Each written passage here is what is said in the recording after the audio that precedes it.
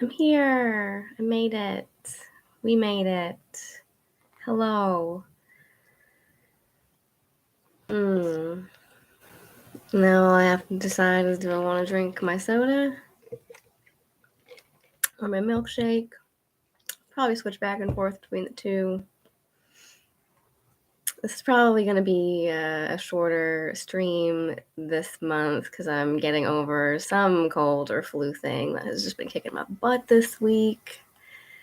And that being said, I am really glad that this month's pick is a short book because I don't know about you guys, but I thought it was boring as hell, to be honest with you.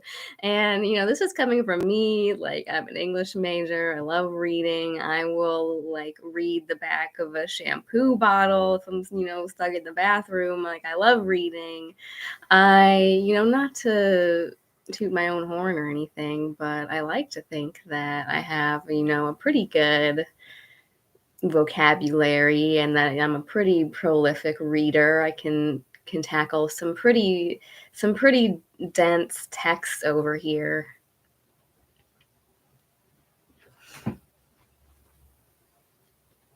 But yeah, this book was a bit of a struggle to get through this month, so I'm glad it was short because it was pretty dense and wordy. Oh, computer, not right now. No, I don't want to run updates on my laptop that I only use for live streaming right now. Thank you, Windows. But anyway, so the book that I actually just kind of chose to read, and that I had really wanted to read as soon as I heard the title, was The Secret Commonwealth of Elves, Fauns, and Fairies by Robert Kirk. So I picked it up, just off of Amazon. It's really short, as you can see, but not only am I glad that this book just contains some footnotes in the back to go off of, but just kind of the footnotes are, and there's also a glossary of difficult words,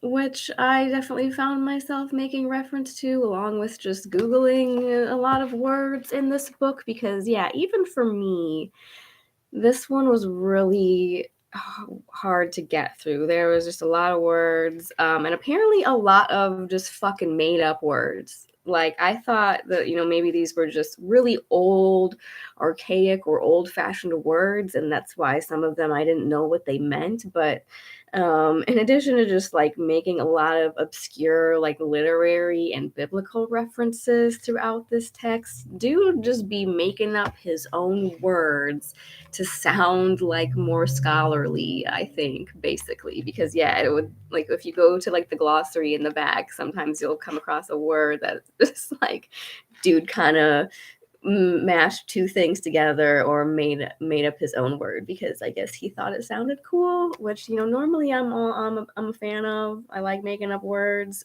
but yeah, this was just hard for me to get through, and to be honest, a little bit of a disappointing read.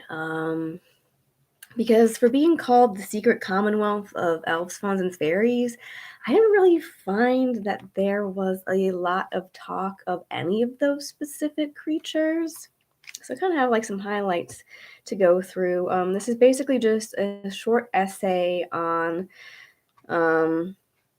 of the nature and actions of the subterranean, which is interesting, and for the most part, invisible people heretofore going under the names of elves, fauns, and fairies, or the like, among the Low Country Scots, and termed hubris. I'm not gonna pronounce these right. I'm sorry. And termed hubrisged, Caiben, Lusbartan, and Siofbruth among the Tramontanes, or Scottish Irish, as they are described by those who have what he often likes to refer to in this book as the second sight. with an account of the Irish charms being part of a larger discourse of the ancient customs of the Scottish Irish, their nature, habit, manner of war, husbandry, the air, and productions of their country, etc. So, yeah, it's basically just supposed to be a brief essay and discussion of just local folklore and folk beliefs among the Scots Irish, among things termed like the little folk or elves, fairies. He does make a mention of like brownies and things like that you might hear reference to in stories. And he opens with a passage on the subterranean inhabitants in particular, which is kind of interesting because if you start to read about, the fairies, the Tuatha, the She, written side, or the Sith, it's also written out here. Or yeah, basically kind of like elves, but they live under hills. They went underground. Basically, like they used to, and I think he does go into this, which is kind of one of the more interesting points that he does briefly touch on in this book, is that they did used to live above ground and interact with us and live on like the human plane, our plane of reality, on what we would call Midgard in Norse paganism in particular. But as the world became more populated by mankind and more densely populated, they were slowly driven underground.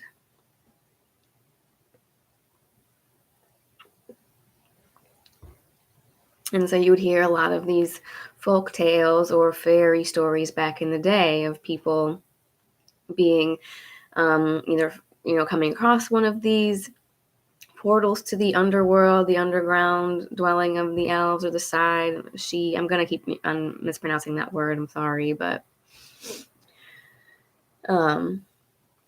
yeah, it's just interesting to read about that phenomenon in particular, where people would kind of be stolen away underground, and you would hear those kind of Rip Van Winkle style tales, where time passes differently in those realms, and you could just spend one night underground with them at a fairy party, and then by the time you find your way back up to the human world again, it's been like 100 years or something crazy. So different stories like that was kind of what I was hoping to encounter here, or maybe just more of like a nerdy analysis breaking down the differences between like what's the difference between an elf versus a faun versus a fairy. But they all seem to just kind of be grouped together in this book from what I can tell as these she or fairies. He calls them and again, I'm not going to pronounce this correctly, so feel free to correct me, the Sluamyth, or the good people, parentheses, it would seem, in order to prevent the being the victim of their ill wishing or their ill luck. For the Irish, bless all that they fear harm of, he says here, which definitely kind of reminds me of like some Loki shenanigans. Like there's a great Jackson Crawford video about like Loki and possible meanings and etymologies of the name, or like the name Lofter, possibly, not only just meaning like one who is aloft, but basically like beloved. Like everyone loves Loki. Like maybe if you're nice to him, he won't be mean to you. That kind of thing. Like everyone's favorite trickster. That kind of thing. So it's like he says that they're calling these fairies the good people, or the good folk, the fair folk, so that maybe they won't bring their maliciousness down upon them. And they are said, he says in this opening, to be of a middle nature betwixt man and angel, as were daemons thought to be of old, intelligent, studious spirits, and light, changeable bodies like those called astral, somewhat of the nature of a condensed cloud, and best seen in twilight.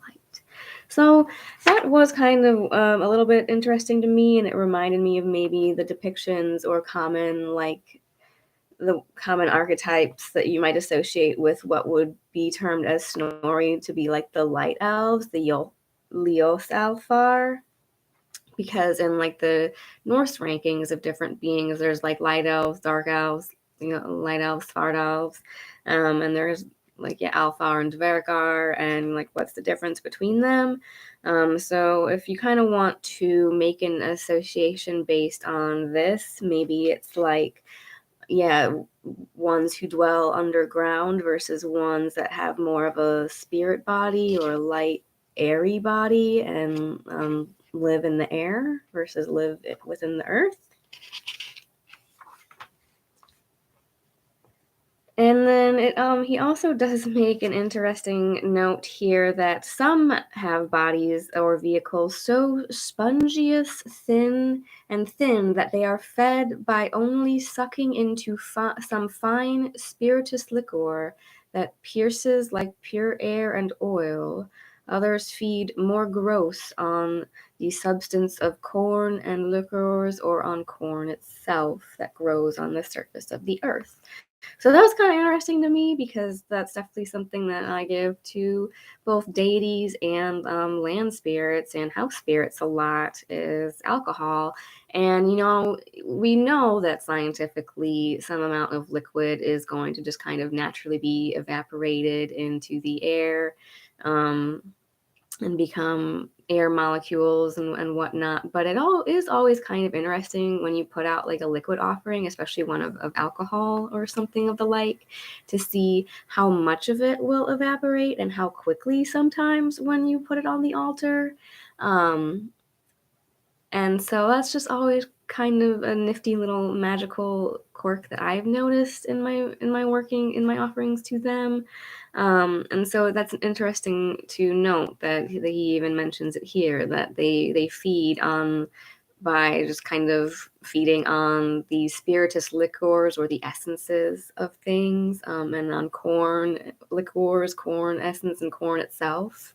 So yeah, shout out to Kornheim. So and I do like giving things like bread, grains, and baked goods to especially the Vanir and the land and the house spirits. So apparently I'm on the right track there. So that's good to know.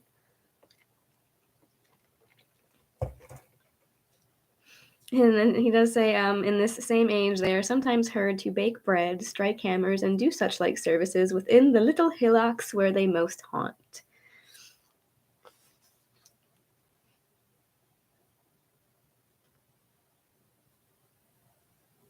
That's interesting. I just noticed that here. He says, some whereof old, before the gospel, i.e., Christianity, dispelled paganism, and in some barbarous places as yet, they enter houses after all are at rest, and set the kitchens in order, cleansing all the vessels. Such drudges go under the name of brownies. And it's interesting that, from what I've been able to gather of like common folklore, especially regarding like brownies and the lot, like house spirits that will come in and form like more kind of symbiotic relationship with you and do things like that for you. What I had always kind of heard is that you're like the first rule of house spirits is you're not allowed to talk about house spirits. Like if you draw attention to their presence, they might kind of get scared off and go away. But it kind of makes me wonder if that's just because of the nature of the spirit itself, or if that's because of like the taboo that was placed on talking about such things because of the spread of Christianity. So just something to think about. It says, one thing that I did make note of here is he states, when we have plenty, they have scarcity at their homes, and on the contrary. So that's just definitely something important to make a note of, is that it's a relationship of equal exchange. Like they're performing something for you and you should be frequently giving to them. I find at least like every month or every other month is when I've been kind of re-upping on my house spirit offerings. Otherwise, I particularly will notice that objects will start to go missing in my house. I'll have a harder time finding things that I'm looking for. Whereas if I'm keeping up with that relationship of making just little offerings to the Husfatir or house spirits, whatever, brownies, whatever you want to call them, I will start having a much more convenient time of such things. So let's see, what else did he say here that I found interesting? Yeah, he does make a note in kind of the second little section here that when several countries were uninhabited by us, these had their easy tillage above ground as we do now, aka they used to live above the ground and farm and live as much as we do today. The print of their furrows do yet remain to be seen on the shoulders of very high hills, which was done when the champagne ground was wood and forest. So that's just kind of interesting, like I said, that they did at one point live on our plane with us and interact with nature and were part of nature and lived above ground, but he does say that they removed to other lodgings at the beginning of each quarter of the year, so traversing till doomsday, being impatient of staying in one place and finding some ease by sojourning and changing habitations. So apparently they like to move around a lot.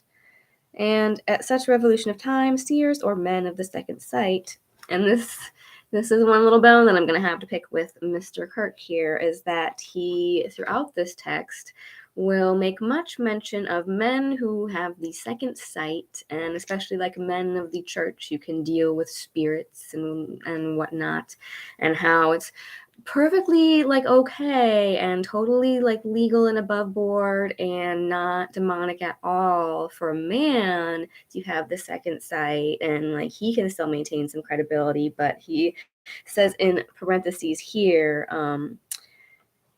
men, seers or men of the second sight, females being but seldom so qualified at, have very terrifying encounters with them. So yeah, he, as most men, particularly of this age, want to do. So when did this come out? When did he publish this thing? 1893. So yeah. Well, needless to say, as many were wont to do, especially with the Christian patriarchal erasure of it all. If women do it, it's witchcraft. If men do it, it's cool. But yeah, so let's see.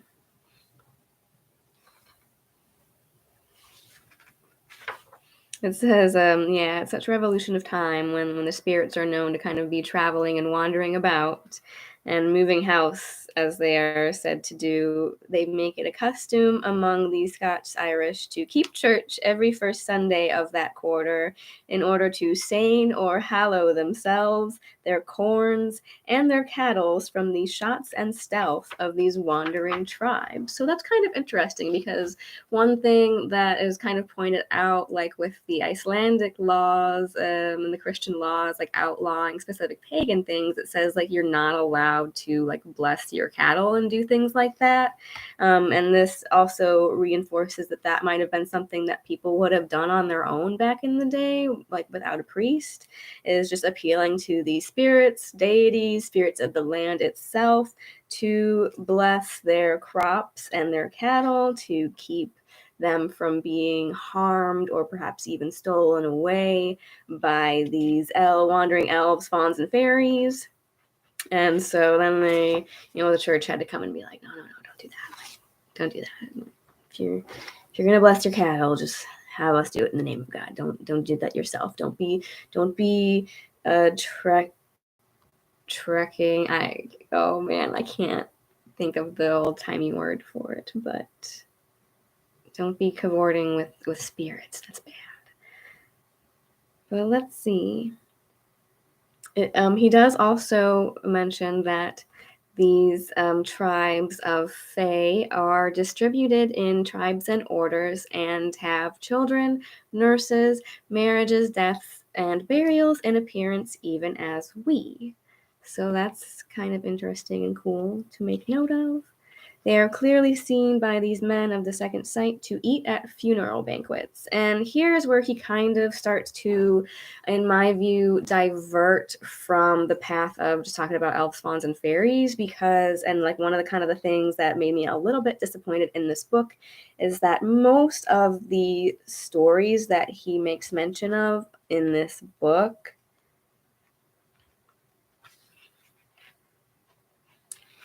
aren't really talking about fairies so much as, because like for the most part a lot of what he kind of goes into in the bulk of these texts is just anecdotes, stories, and like I said, local folklore that other people, usually other like notable men, respectable men of the church or of the village, submitted to him on things, rumors and stories they had heard about people who encountered, entities, spirits, things that they would call fairies, or little elves, little tricksters, whatever you want to call them. But for the most part, a lot of these stories and a lot of these mentions that he makes note of, in my mind, aren't so much elves as they are what would commonly be known as like the fetch or like a doppelganger, because it says that they'll see a double man or the shape of the same man in two places at once, especially like prognosticate, like foretelling a death, or like even at a funeral, before a funeral, things like that. He says they call this reflex man a coimimict or coimimict, co-walker, every way like the man, as a twin brother and companion, haunting him as his shadow, and often seen among men both before and after the original is dead. So that's kind of, yeah, what we would more think of as like the fetch. And that seems to be a lot of the stories that he points out as examples, which, yeah, in my mind isn't really so much like a fairy or a separate spirit. It's ascending of the person's spirit itself, like either shortly before, during, or after it's left their physical body. Or even what we might be able to think of as like astral projecting, if you're able to kind of harness that power and use it willingly before you're dead. So, but otherwise, I think it's one of those things where it's like, yeah, most people aren't going to be able to separate their spirit from their physical self until like they're close to the moment of leaving it for good. He says, he does go on to note in particular about like fairies and the underground folk specifically, that their houses are called large and fair, and for the most part, unless at some odd occasions, unperceivable by vulgar eyes, or the normal everyday eyes, like other like enchanted islands, having for light continual lamps and fires, often seen without fuel to sustain them. So that's cool. Women are yet alive who tell they were taken away when in childbed to nurse fairy children, a lingering, voracious image of theirs being left in their place, which would be kind of what we would refer to nowadays in common folklore as the changeling. So this also makes an interesting note that not only was, what I would commonly think of a changeling is the child itself, like they would steal away a human child and leave like a fairy child in its place. But, it would look like the original human kid, so you wouldn't know it had been changed out. But this actually makes a note of the mother as well being taken to the fairyland to play kind of nursemaid to their children, while an image of her would be left in her place. Which is kind of interesting. Maybe that was like a weird way of explaining like postpartum depression. I could kind of see that, because they wouldn't have really like known that that was a thing back then. But if you think about it, like a woman, like, right after giving birth, she might not be acting like her normal, usual self, and in a lot of ways might be seen by outsiders or even those who know her to kind of just be acting like even a shell of her former self, if you're really going through those types of things. So maybe that was their way of explaining that type of thing, is like, oh yeah, it's like someone literally came and took your wife away and left some weird queer imitation of her in her place. Which is that's kind of sad to think about, but he goes on to say, it would be an insatiable spirit in an assumed body that would devour the meat that it cunningly carried by and then left the carcass as if it expired and departed thence. Yeah, I could see that too. That's a good point.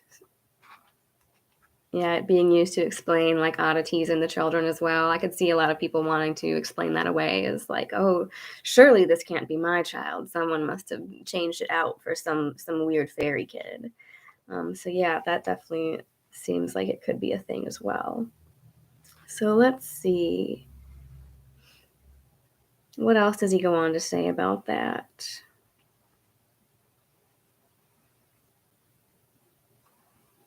Oh,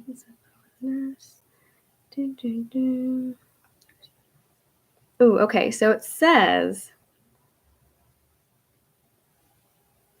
the child, which I'm assuming it means the fairy child, a fire and food and all other necessities are set before the woman who is brought in to be the nurse, but she neither perceives any passage in or out, nor sees what these fairy people are doing in other rooms of the lodging.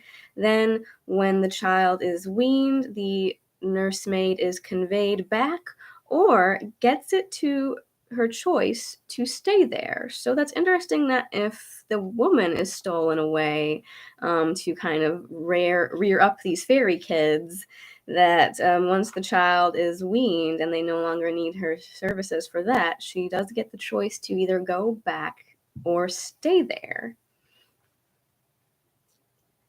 So let's see. Oh, I thought this was interesting. He says, but if any of these subterranean people be so subtle as to practice these sleights for procuring a privacy to any of their mysteries, such as making use of their ointments, which, as Gyges's ring, makes them invisible or nimble. So that's cool. Or casts them in a trance, or alters their shape, or makes things appear at a vast distance. They smite them without pain, as with a puff of wind, and bereave them of both the natural and acquired sights in the twinkling of an eye, or they strike them dumb. So that's interesting. That if practice sleights for procuring a privacy, yeah,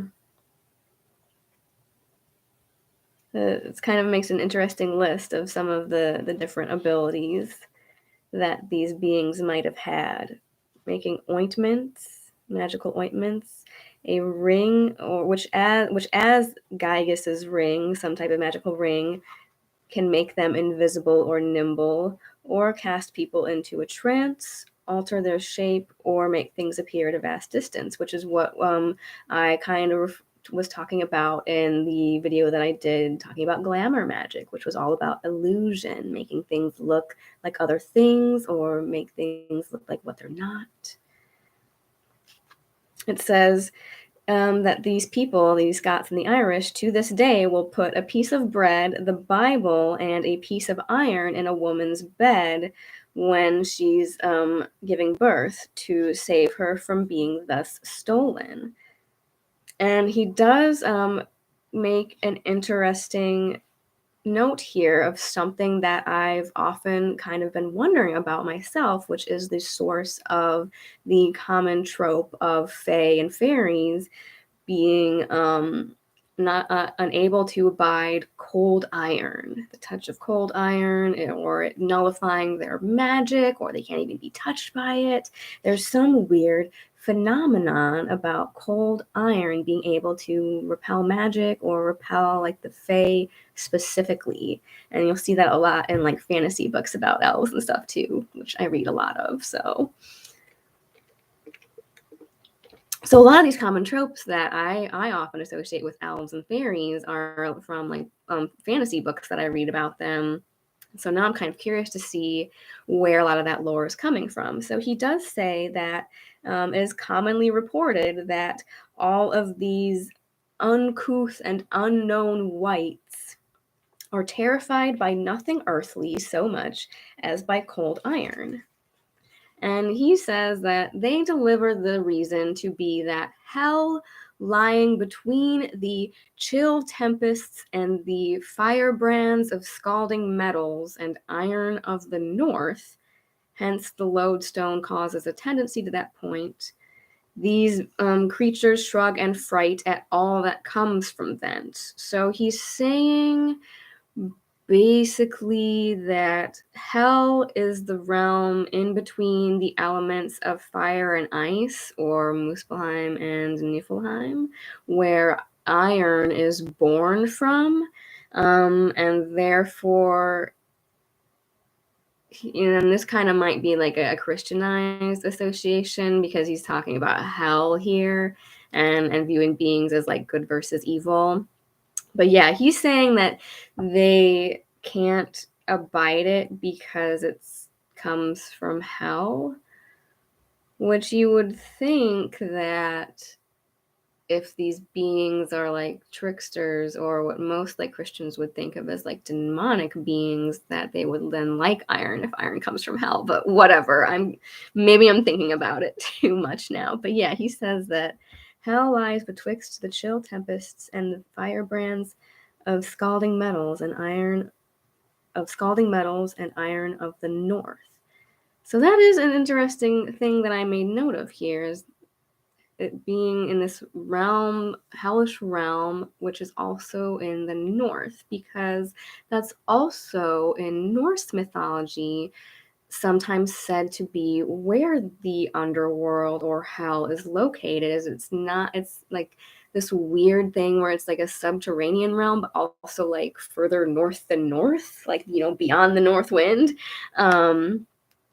And my weird, like, okay, get your tinfoil hats on, get ready, because I'm going to drop this on you, because my interpretation of this was that he's saying that this metal, iron, cold iron, is created in this realm between fire and ice.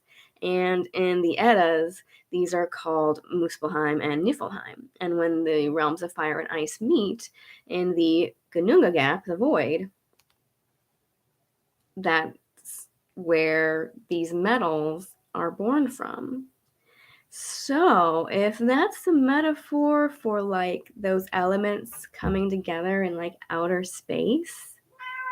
Hi, Merlin. Merlin wants to join in on the live stream, even though I had the door shut. He was gonna barge in anyway. But anyway, my theory is that maybe if you're willing to apply like some crazy metaphorical Norse mythology interpretations into this, that if this fiery realm and this icy realm and this place in between the two are where iron comes from, and that those really, I'm doing stuff and you're gonna come in here and be like wrestling on bags and stuff. Come on, man.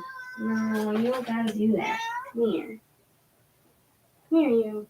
I'm doing stuff.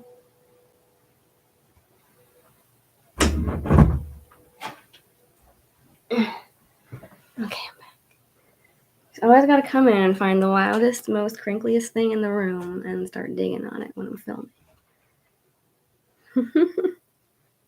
Okay, but yeah. Anyway, as I was saying, if we're thinking metaphorically here, and iron comes from this Gununga Gap, this void where fire and ice meet, that could be like space, right? Like outer space. And if iron, or like this metal, like an asteroid, is coming from this otherworldly realm, Yeah, as a cat mom, I can totally relate. And I mean, like, yeah, I have 4 cats, so at least 1 cat is guaranteed to make an appearance in every one of my videos, so it was Merlin this time. But yeah, if my theory is that maybe if like these fae are seen as like otherworldly beings, that if cold iron is something that comes from like maybe space, like a meteor crashing to Earth, and that's how we find it. That's why it's also able to counteract or dispel otherworldly magical energies or otherworldly beings. That's just my that's just my crazy theory about it. But yeah, it just seems to have this weird ability to ground out energy.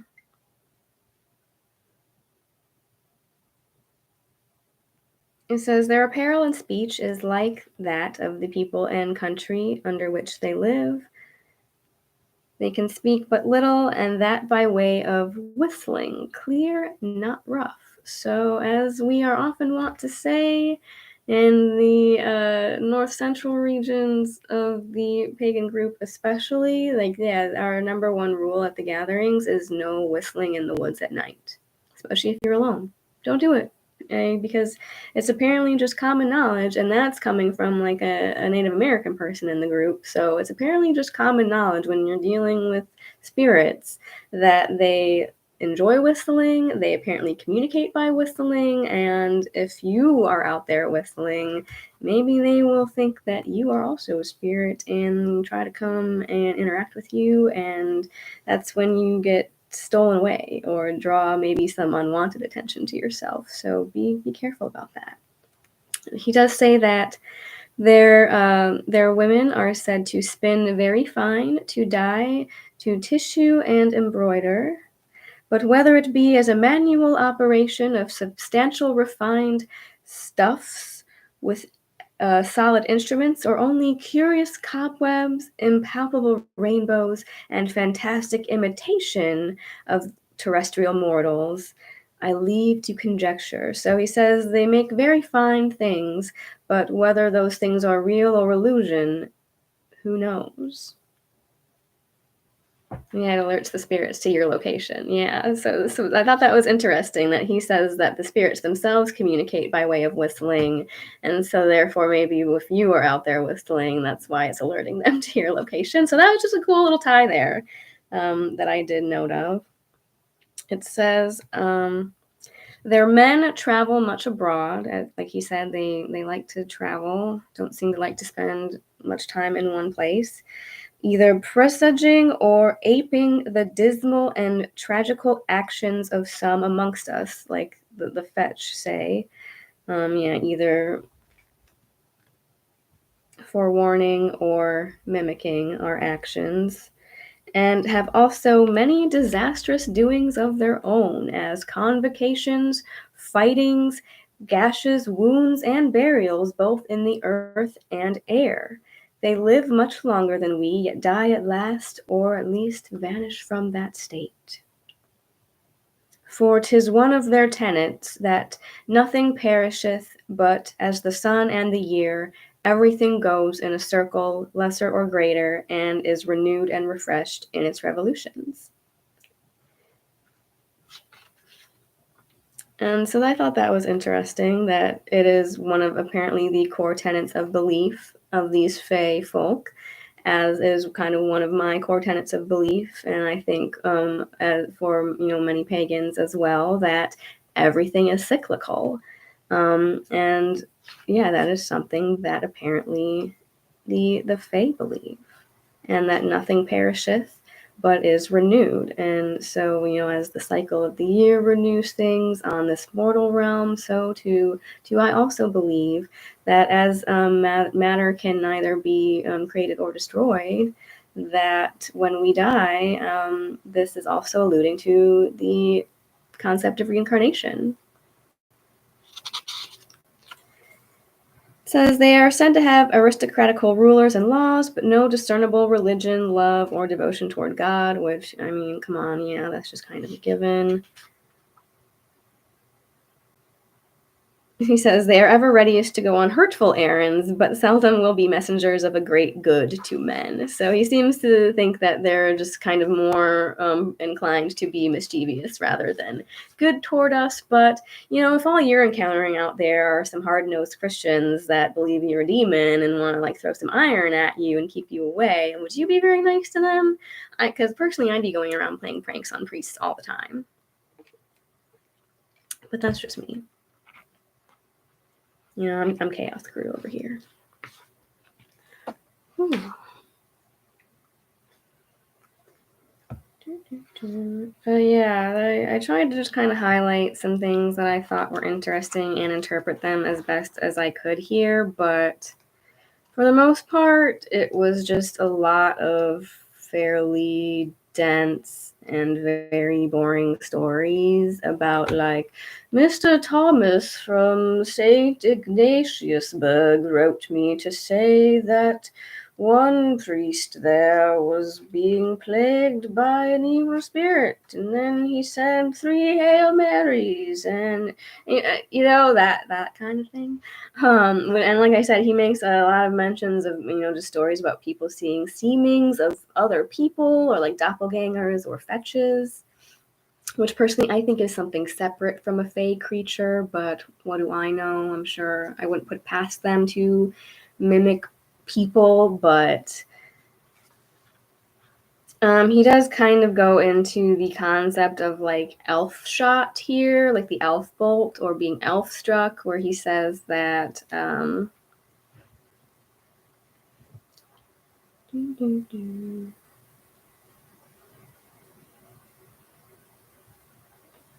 yeah, their weapons are most what solid earthly bodies, nothing of iron, but much of a stone, like to yellow soft flint, shaped like a barbed arrowhead, but flung as a dart with great force. And these arms, cut by art and tools it seems beyond human, have somewhat of the nature of thunderbolts, subtly and mortally wounding the vital parts without breaking the skin.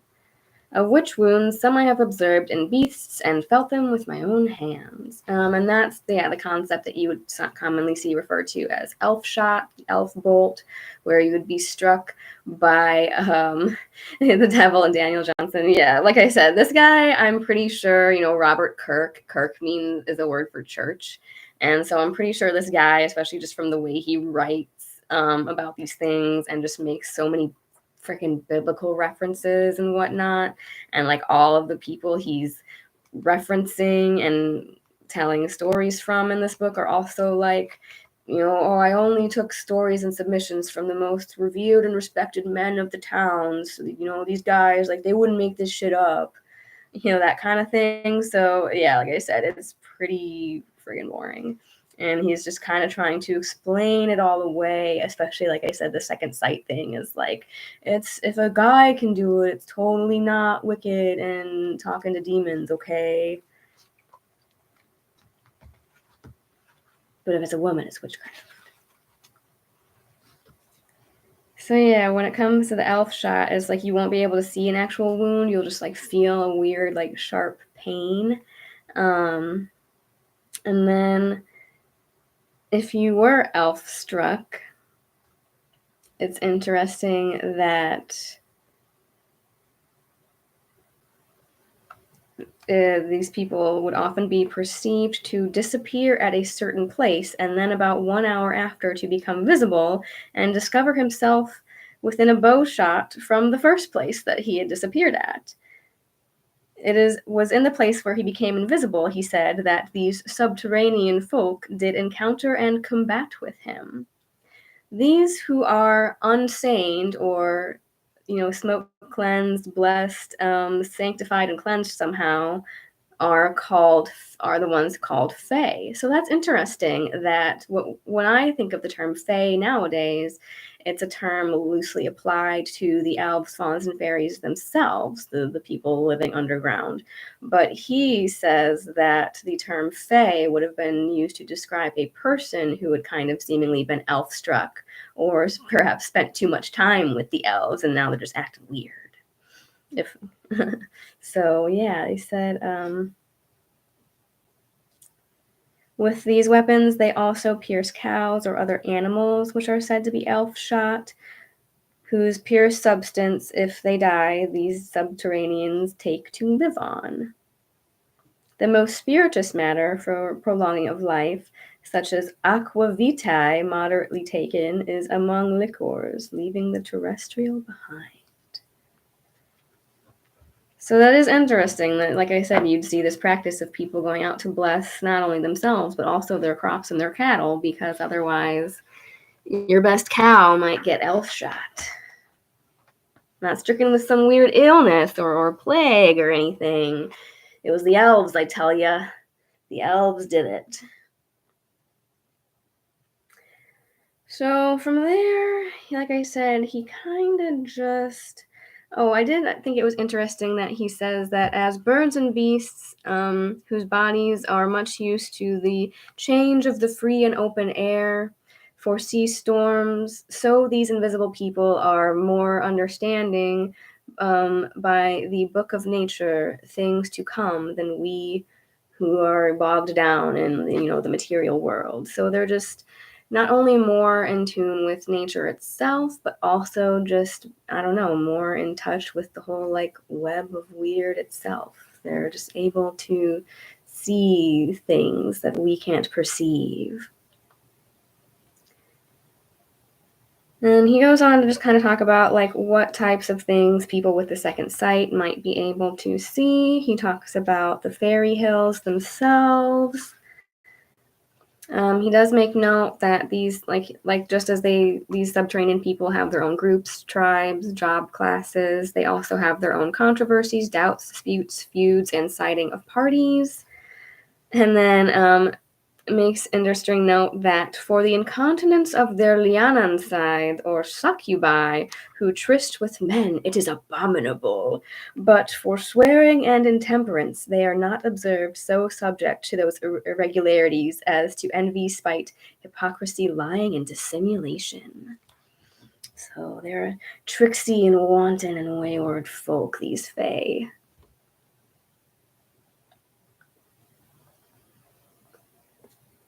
Okay, here's something I thought was funny. He says that if you have the second sight and you want to see into the other world, or see into the hidden realm, or see things that can't be seen with the naked eye, you have to run a tether of hair. Yeah, a form of shamanism that uses nature to gain contact with spirit. That's totally what I think it is, especially for people like pre-Christianity who wanted to communicate with these folks. Like we have the concept in the northern traditions of utiseta, or sitting out, and often it would be performed sitting on the mound, either sitting on like your ancestral burial mound, or maybe in this case you would try to go find a fairy hill and sit out on it all night to see if you could encounter these beings and have, like a shamanic experience. Yeah, some peyote, that'll get you there. You'll definitely have some experiences with that for sure.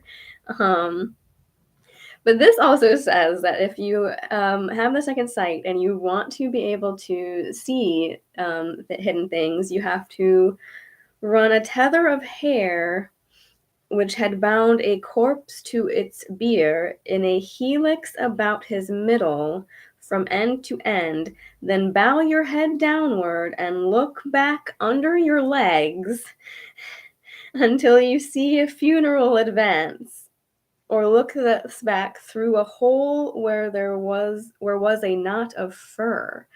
So you either have to the only picture I can come up with in my head of this is that you have to like tie a rope around yourself and bend over and look down in between your own legs, or look through a hole where there used to be a knot in a fir tree.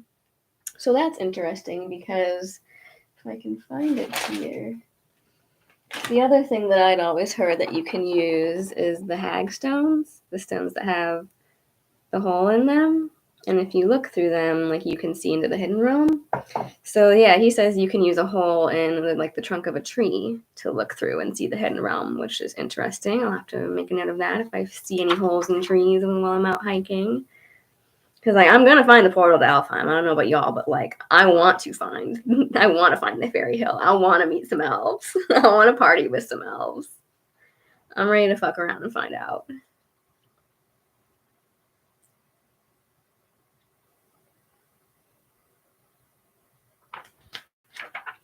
Now, this also says that for a curious person to get a transient sight of this otherwise invisible crew of subterraneans, you can put your foot on the seer's foot and your hand on the seer's hand and look over the wizard's right shoulder. So that's kind of interesting that if you're touching someone, oh, the hole in the planchette. Yeah, that's interesting too. I didn't think about that. But one thing that I am and was raised to be superstitious about was Ouija boards. So I haven't really messed with them too much, at least not since I was in like middle school. So I did make myself like a little spirit board or like a pendulum board that I custom made myself for specific things, but I haven't really played around with that too much yet.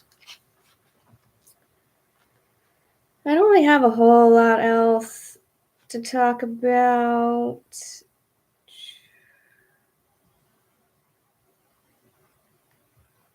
In terms of this book, because like I said, he just kind of goes into some stories about people that might have seen some fairies or some weird stuff, but for the most part, I thought most of the stories were just talking about the fetch.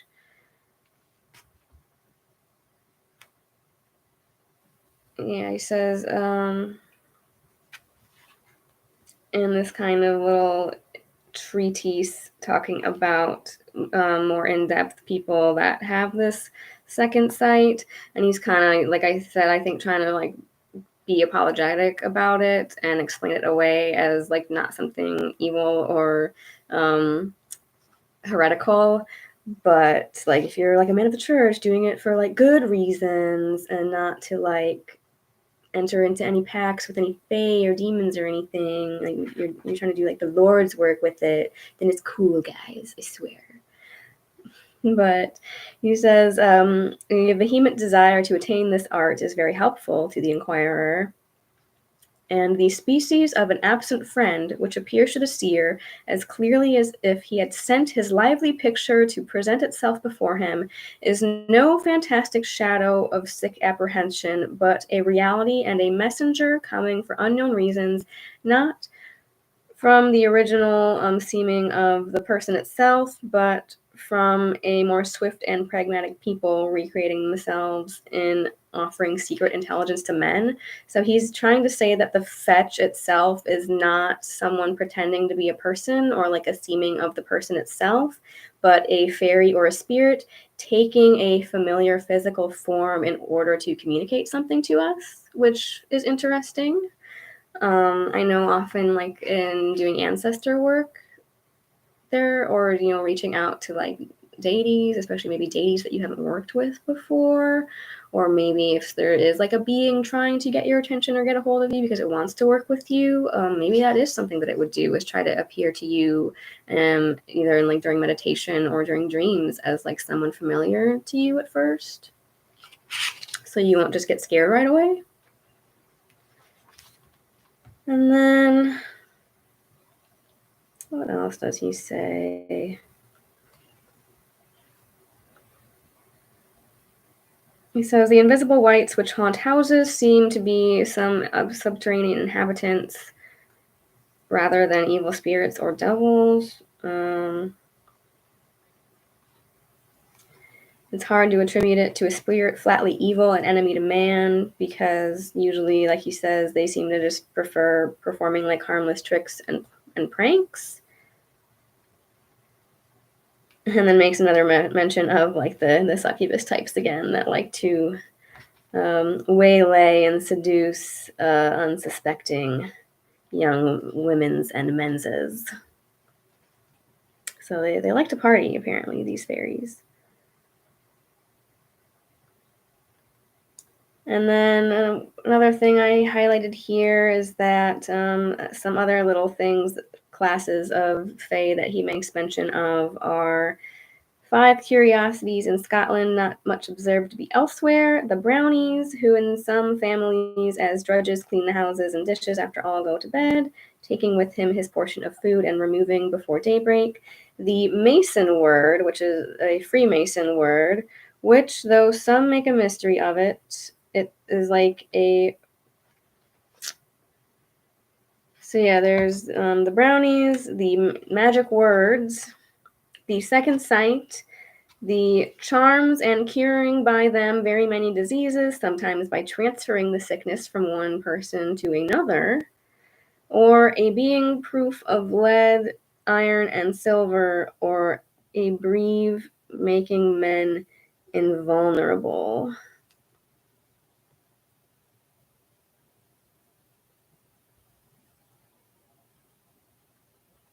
Finally, it says our Irishmen, our Northern Scottish, and our Athol men are so much addicted to and delighteth with harps and music. So that's, yeah, apparently just another common trope about elves, fauns, and fairies and the fae folk is that they really like music as well.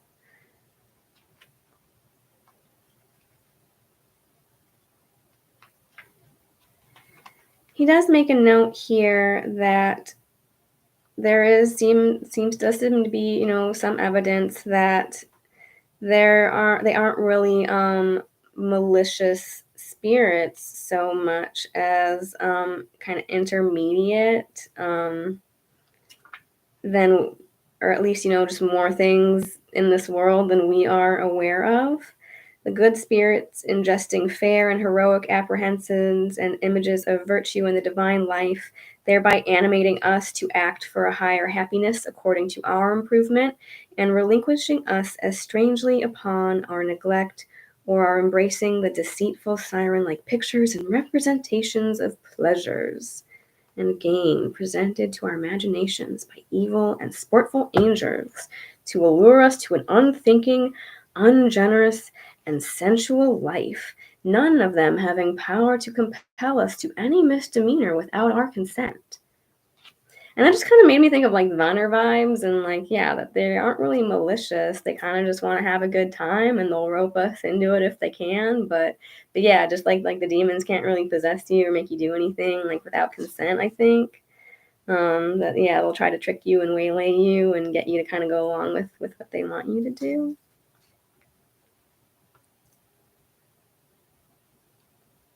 So he also says that the Highlanders make still a distinction between Slua Saugalta and Slua Side, earthly people and airy people, averring that souls go to the side when dislodged.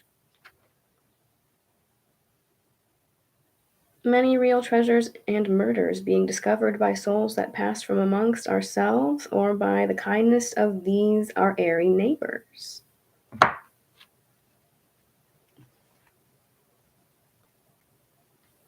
The second half of the book, like I said, is just kind of him trying to explain away why it's not wicked or evil to have the second sight and to be able to see and communicate with these spirits. And then there is a short treatise of the Scottish Irish charms and spells, but they seem to just be kind of church blessings.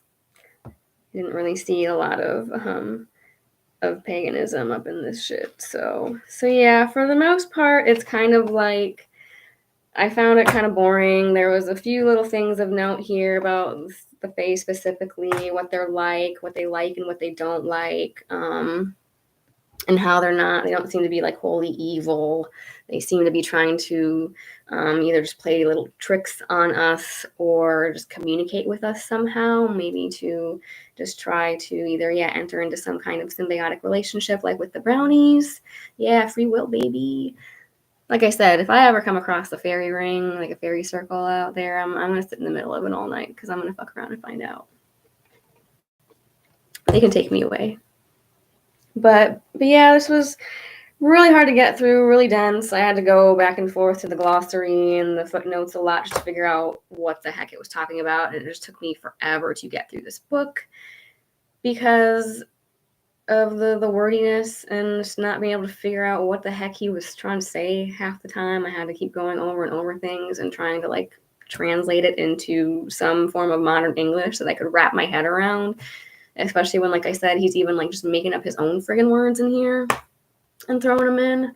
But he did make some interesting points that reinforce some of the common tropes that I did know about the fairy folk, with them liking music, the whistling thing, living in hills underground, and not liking cold iron. He did propose an interesting theory as to why they don't like cold iron, and if you're willing to, go into the tinfoil hat theories with me and kind of really deep dive into that from a crazy metaphorical place, then maybe we can make it make sense, but who knows?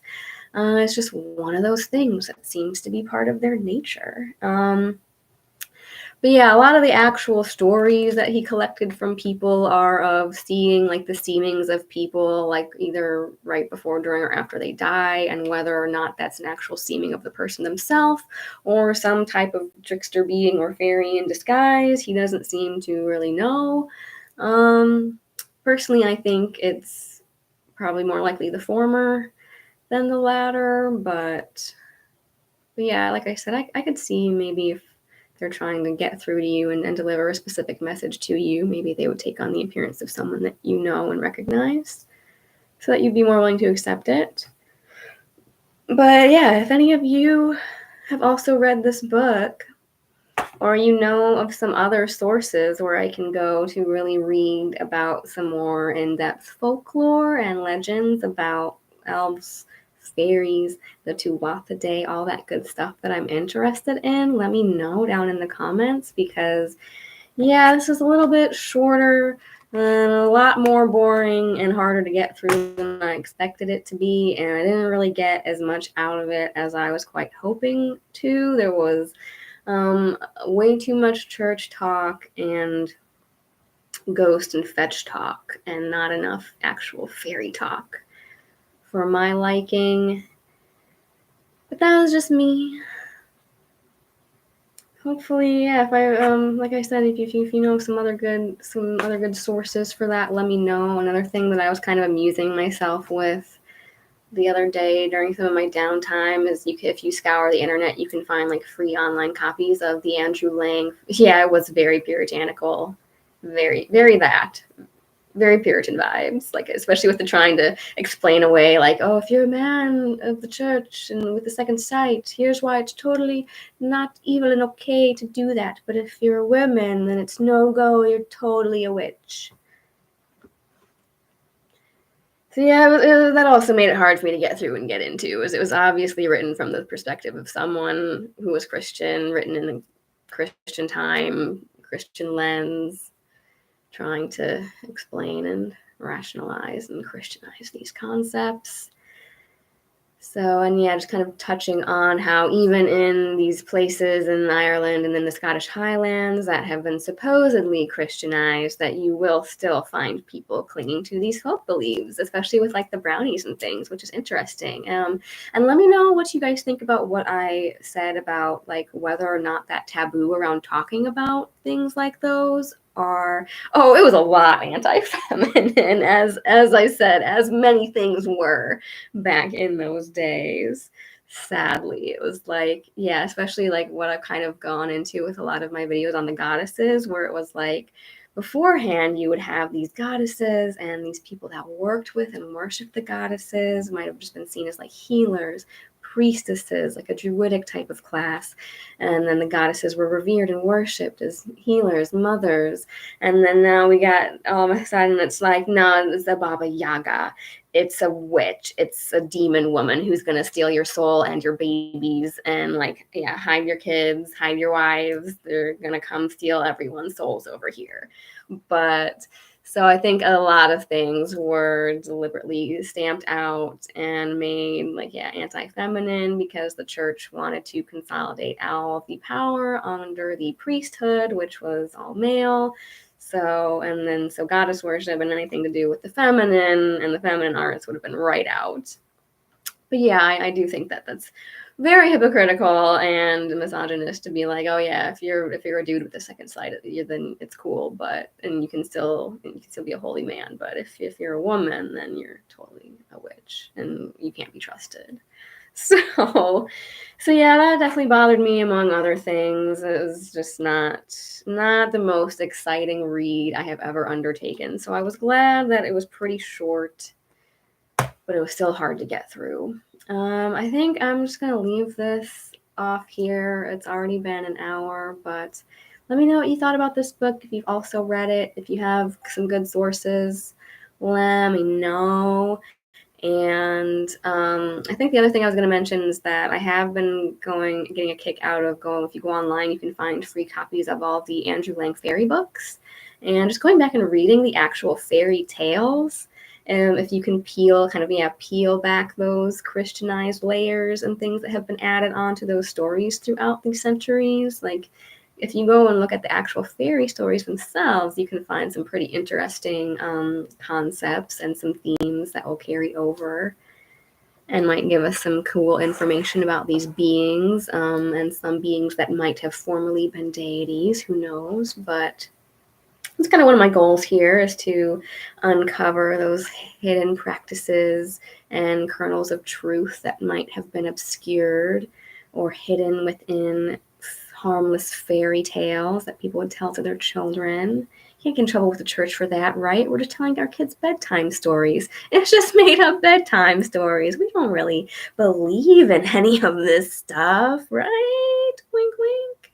So yeah, this wasn't quite as exciting and informative as I was hoping for, but the beginning passages did give some interesting little insights and information into some beliefs and traits of actual like fairies and fairy folk themselves. But after that, it is just kind of a lot of tales about people that saw some stuff and was or was it not Satan. But yeah, sound off in the comments. Let me know what you think about this book. Let me know if you have some better sources about reading about fairies and elves and all that kind of stuff that I'm into. Definitely on this channel, I want to explore not only like the mythology and the Norse paganism mythology side of things, but I'm also into Celtic mythology, Celtic paganism, and druidry as well. So you'll get a little bit of a mix of both here. So until the next time, thanks for joining me, guys. Thanks for hanging in here with me and talking about this boring ass book. But hopefully we'll have a more interesting one to read and talk about next month. So until the next one, thanks for joining me, guys. I hope you had fun here. Bye.